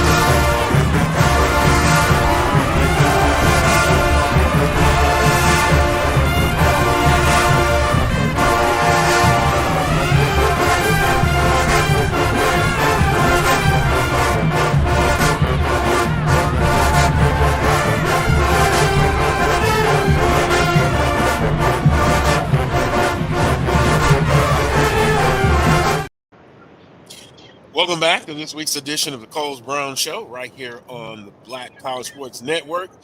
You always got to love the human jukebox. Always got to love it. Dr. Cavil, the bands, and not just the jukebox, but the sounds of dynamite, the ocean of soul, the sonic boom of the South, the marching wildcat. That makes part of the experience, the overall game day experience, no matter what sport. With that being said, we're going to bring in Jacobie Wilson, a student athlete. He's going to start his first year at Southern University. Jacobie, good afternoon, sir, and welcome to the Coles Brown Show. All right, thank you for having me. Pleasure to have you. A very interesting recruiting process. Share, and let me say this, Jacobie. We have a Texas Southern and Prairie View graduate. We've got a Grambling alum and an Alcorn State, even Willa Brown, North Carolina A&T graduate. But and we love our HBCUs. But talk about the recruiting process. I find it very interesting. The story you can share about that. Yeah, so recruiting process has been pretty prolonged for me because my freshman and sophomore year I didn't really play as much, and then I transferred schools, transferred to Washita. Started my junior year at linebacker and strong safety, and also started my senior year at strong safety, linebacker, and I played a little bit of running back. So I just think I just kept my head down and kept working, and towards the end and the middle of February, once it came time for signing day, I actually was blessed enough to receive a PWO from Grambling. And at the time, I hadn't heard back from any other schools. Southern had contacted me early in my junior year, but brought me out there for some game day invites and things like that, but never really pulled the plug as far as giving me an offer. So when I received the PWO from Grambling, I just jumped on it. And then came time for signing day, I was actually sitting at the table with my dad and my grandmother, and one of my coaches brought a paper to me, and it was a letter from Southern, letting me know that I had received the PWO. And of course, at the time, I just, I couldn't really make a decision, so I went ahead and stuck with Grambling. But Southern was always a dream school for me. My aunt, she studied law here and graduated from here. I have another aunt who's currently enrolled at school here. Just the whole Baton Rouge area, my family has been real deep down here. So, once signing day was over, I pretty much just, sat back and thought about it and reweighed my options, and I chose to go with Southern. Very interesting. As we see the footage, you're number 11, correct? Yes, sir. This is from my junior year. Okay. Well, my Washita High School, in the Monroe area, that's a tough area, and it's when you can get a student athlete from that area, it's always a pleasure. So with the recruiting process, you kind of had to go back and forth. You choose Southern University. How has that been for you with that decision? It's just like I said, it's been real comfortable. My family is deep down here. I met with Coach Sky and got to speak with Coach Washington and, the rest of the staff. And, it just feels like home. I feel very comfortable here. I feel like I can make an impact on the team, as far as, coming in as a freshman, whether it be special teams or if I get the opportunity to actually play from regular line of scrimmage, I'm just happy to be Jaguar. Now, we always ask the recruits their strengths and their weaknesses. What would you classify your strengths and things that you need to work on to prepare yourself for your first year of college? Well, I think, coming in, 5'11", 190, 195, I'm very physical. So, I mean, as a DB, you always want that physical DB, it's going to touch the receivers and put hands on the receivers, come down and make a tackle. I could play in the box, so I think that's one of my biggest strengths, just the fact that I'm a physical ball player. You don't really see too many physical DBs in the game anymore. And, as far as my weaknesses, I think I could definitely get better with my speed, my reaction time. I feel like I'd be delaying myself sometimes just by second guessing, but, that comes with film study and things like that. You make you play faster. So I think that's definitely an area I can improve on. We're visiting with Jacobie Wilson, a student athlete beginning his first year at Southern University. Now, I saw on social media, and I must admit I'm jealous, but hey, you're young. Summer workouts, how has that prepared you to get ready for your first season?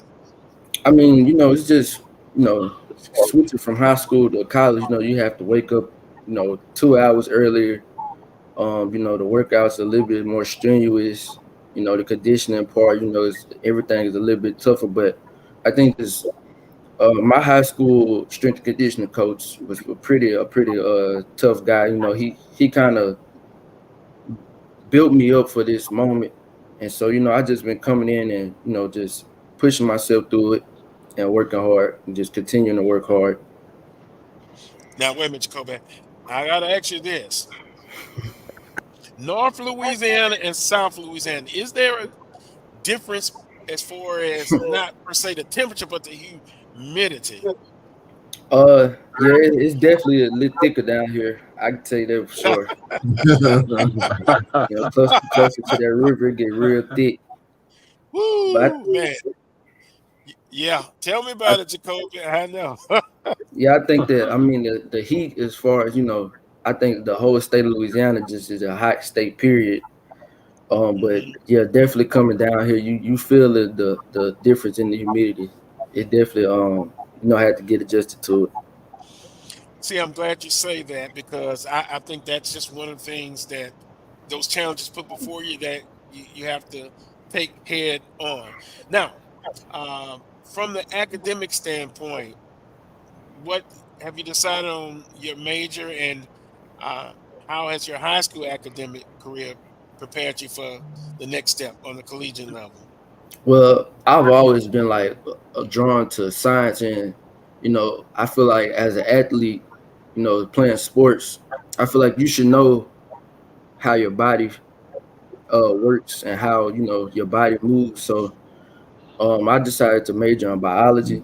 You know, that's just something that I think is important to me. You know, I feel like if I'm going to be hurting my body and banging up my body, I should know what's going on with it myself.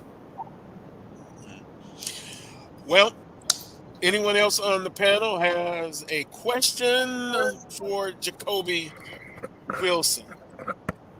Yeah, Jacobie. Just talk about the Southern University, you know, fan base and just the Jaguar Nation and that whole experience, and looking forward to dealing with that. Yeah, I'm very excited. We actually have it's a moving day on the 7th. You know, all the guys in the Jaguar Success Academy and any student athlete in that academy, you know, we move into our dorms tomorrow morning. So, you know, I'm pretty excited to get on campus and see what the you know, what the whole experience is about. Like I said, I've been down here plenty of times for some game days and things like that. So, you know, it's a real strong family here, and I'm ready to be a part of it. Last question, Jacobie, and we appreciate the time. Coach Graves and the staff, but every discussion I'm having, they're also talking about a person that's on the staff that I think most people were kind of shocked, and that's Coach McNair. Your thoughts on someone of that magnitude helping on Southern University staff?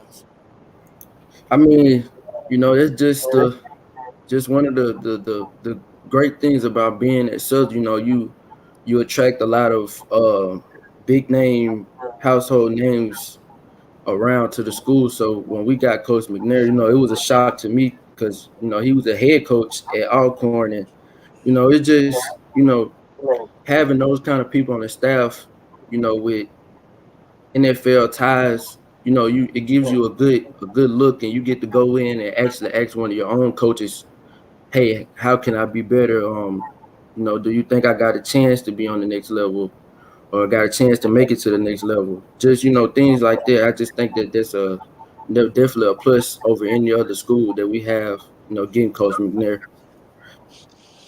Well, on that note, we appreciate the time, Jacobie. We wish you much success, the best of Carlos, luck. can I ask one quick question? Go ahead.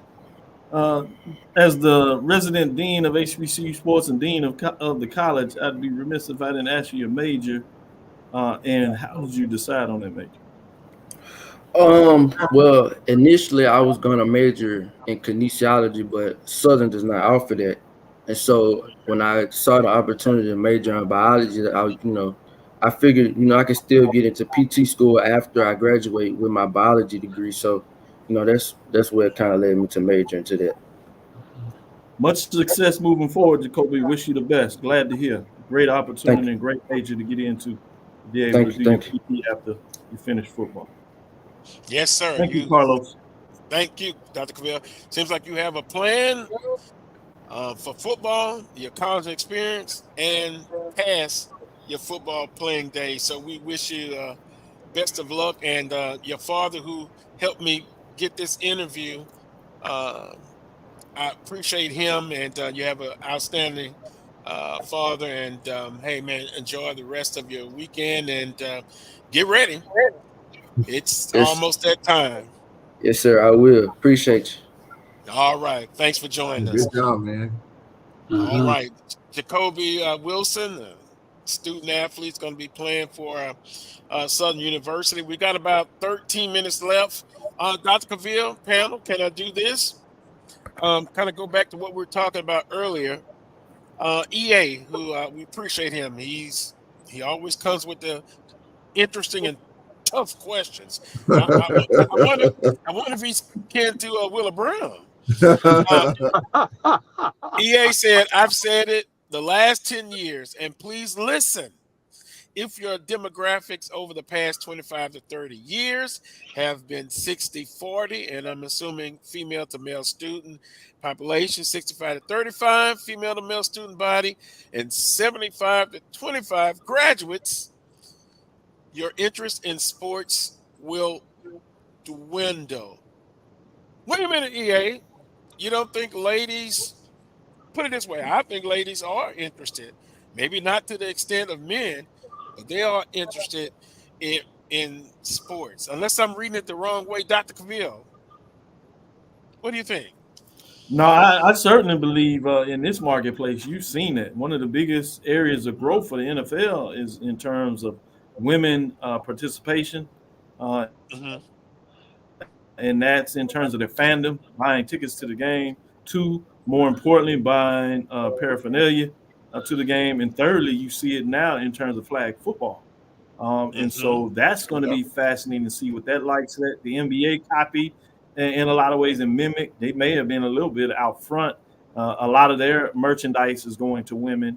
But I do see what he's referencing in terms of demographic. I think we have to understand what that looks like and how do you create an avenue for them to be even more on board than a lot of them are in terms of supporting athletics, whether it's through participation on the Title IX side, which is a whole different conversation, or in terms of the fandom. We see this with the MEAC, to give them a little bit of shout out. They have a huge flag football and they have women in sports where they're bringing in the NFL and those associated with it to talk to women about their fandom. And you see a couple of programs out there that do specific things for women in terms of their support of athletics, learning the sport even more so. And again, Charles and Wheeler, and maybe I'm off base, but that word base, you have a solid base. Like I was looking at particulars on this show. It's more men that watch the show than women, but how do you grow your base? You know, how do you include outside your base? Go ahead, Wheeler. Well, I think bottom line being this, you know, we all want to associate with winners, you know, whether it be male or female, you know, we want to be associated with winners. So I think it behooves us to have the best programs possible, because even though, you know, those ladies might not be playing in those particular programs, i.e. football or what have you, you know, they want to go to a school that's known for winning. You know, they don't want to go to a school where, you know, you're consistently in the bottom, that sort of thing. And, you know, they're talking just as much smack as the guys, even though they may not know exactly what it is that they're talking about. But, you know, they know the difference between winning and losing. And, you know, they want to be associated with winning programs. So, you know, in terms of the recruiting game and recruiting regular students, you know, the more winning programs you have on campus, the more you exemplify winning attitude or winning posture, the easier it's going to be to attract regular students to your campus. Wait a minute, Willie. You're saying that winning is not the cure-all, but it helps a lot. And also, Wheeler, I've sat next to some ladies that are very knowledgeable, and they know their football, they know their basketball. Mm-hmm. Go ahead, Charles. Yeah, I mean, I absolutely. You talk about that. You looking at Diane Nichols. She loves sports. Obviously, right here, Mel, in terms of what she does. We have some talkers that can get with the best of them throughout this conference and among our HBCU fandom. Yeah, so I want to give them their props. And I don't want them mad.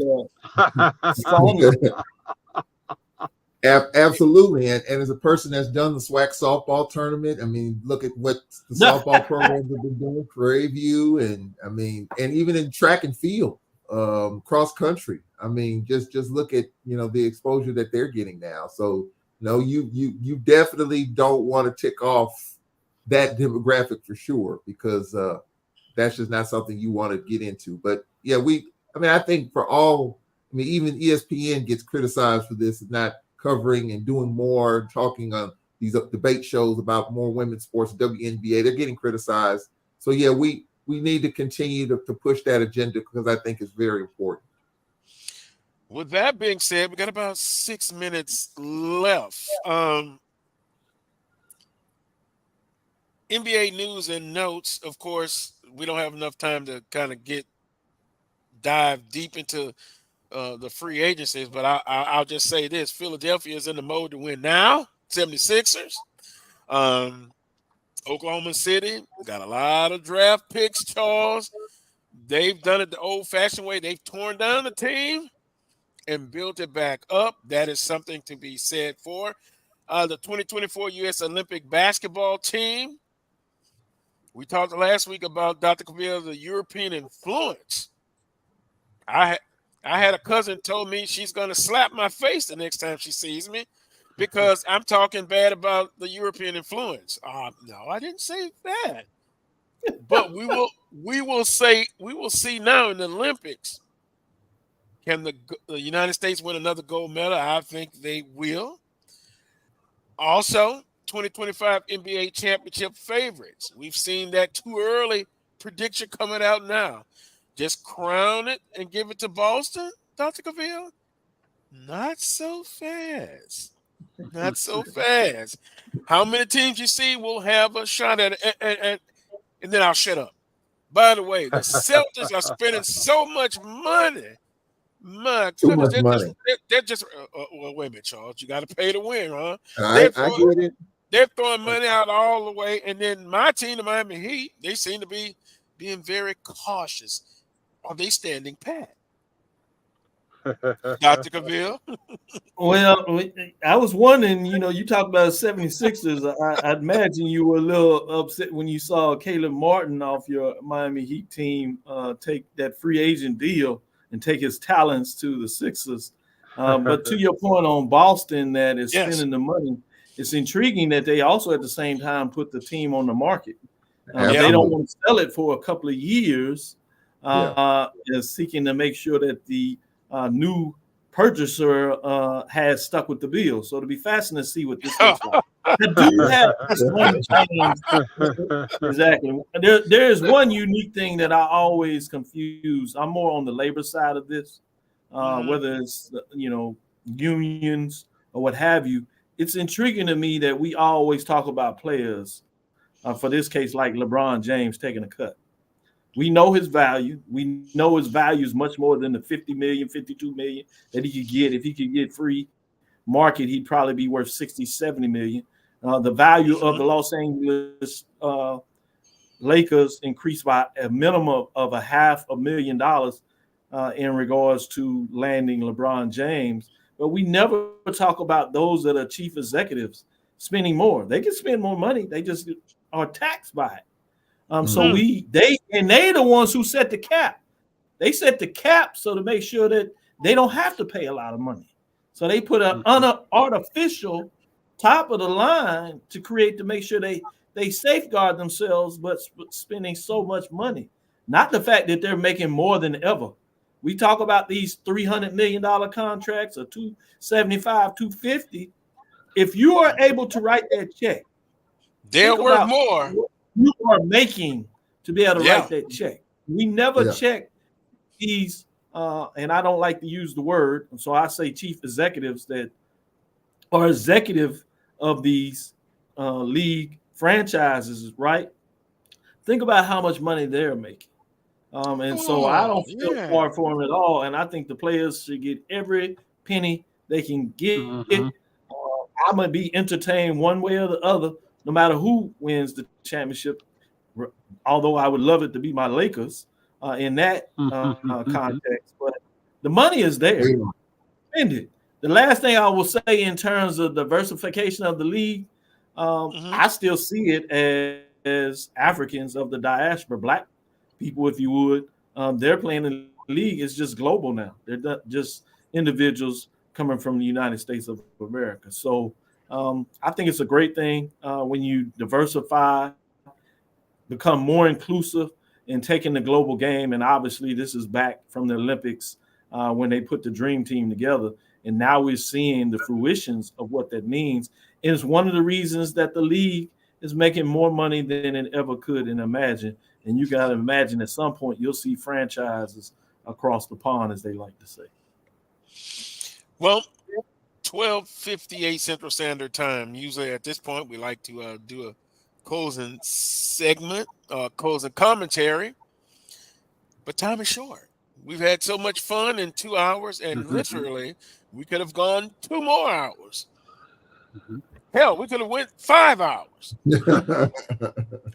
So I want to just say this. I appreciate everyone in the chat room. Let the discussion continue. Different perspectives. You've heard that. Different opinions. But at the end of the day, HBCUs is what we love, and we want to see them here viable and strong 500 to 1,000 years from now. Will it be easy? No. Will there be challenges? You bet. There's challenges, but we must overcome this. Just like, if I can just quickly steer away from a political standpoint, people go and Google their cliff notes of Project 25. We're in the dangerous times. And as the former Southern University band director would say, it's wartime. And I'm not just talking about physically, but from a mental standpoint. Vote. Vote. Vote. On that note, we appreciate everyone. I truly do. Dr. Cavil, appreciate you coming on. God says the same. The Creator says the same. I'm riding into Birmingham after 1 year. I can't wait to see my colleagues. And, from a medical situation, health situation, I'm doing well. That situation is still there. I suffer from chronic kidney disease. But guess what? I'm going to fight to the end. So God bless everyone. Make sure you take care of yourself, because I am. Until next Saturday at 11 a.m. for another edition of the Coles Brown Show right here on the Black College Sports Network. Peace, God bless, and thanks to Melody, our producer and Black College Sports Network. Peace. We're out.